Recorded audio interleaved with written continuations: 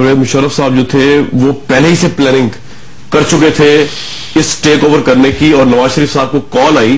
ایک anonymous source کی کال آئی, جس کے بعد نواز شریف صاحب پہلے چاہتے نہیں تھے ان کو ریموو کرنا, لیکن اس کال کے بعد ان کو پتا چلا, خطرہ بھاپا نواز شریف صاحب نے کہ یہ تو مجھے ٹیک اوور کرنے والے ہیں, آرمی بھی ٹیک اوور کرنے والی ہے, تو انہوں نے فوری طور پر ضیاء الدین بٹ صاحب کو لگا دیا. آپ اتنے سینئر آفیسر رہے ہیں,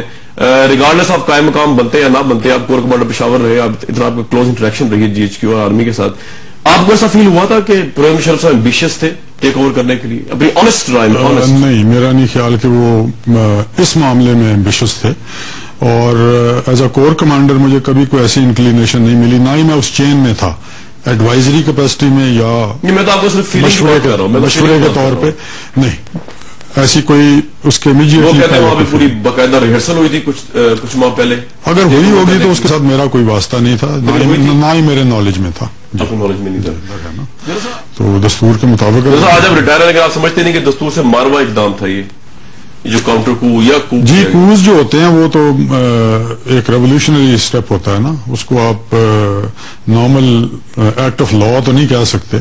لیکن it is some thing different than normal. ٹھیک ہے, بس اس بنیادی سوال پہ آ جاؤں کہ آپ کا کوئی رول نہیں, آپ کہتے ہیں اس ٹیک اوور میں؟ نہیں, میں پرویز مشرف صاحب ہوا میں تھے, پرویز مشرف صاحب کا رول تھا, وہ فون سے انٹریکٹ کرتے, کس کا رول تھا اس ٹیک اوور میں, کون تھا وہ, کون سے؟ میرے نالج میں تو کوئی ایسا آرڈر ادھر سے اس موقع پہ نہیں آیا پرویز مشرف صاحب کی طرف سے. ہاں, اگر انہوں نے پہلے کوئی انسٹرکشن دی ہو کہ اگر میری ایبسنس میں کوئی اس قسم کی بات ہوتی ہے تو اس طرح سے کرنا ہے, وہ میرے نالج میں نہیں ہے. تو پھر آپ کے خیال میں پرویز مشرف نے کیوں نہیں کیا؟ جی دیکھیں, ریسپانسبلٹی تو چیف آف آرمی اسٹاف کی ہے نا, جو بھی ڈیسیژن پرابیبلی وہ, ہاں ان ٹیکنیکل ٹرمز اگر آپ کہیں کہ جس وقت آرمی نے فزیکلی ٹیک اوور کیا, at that moment he was not the one to order.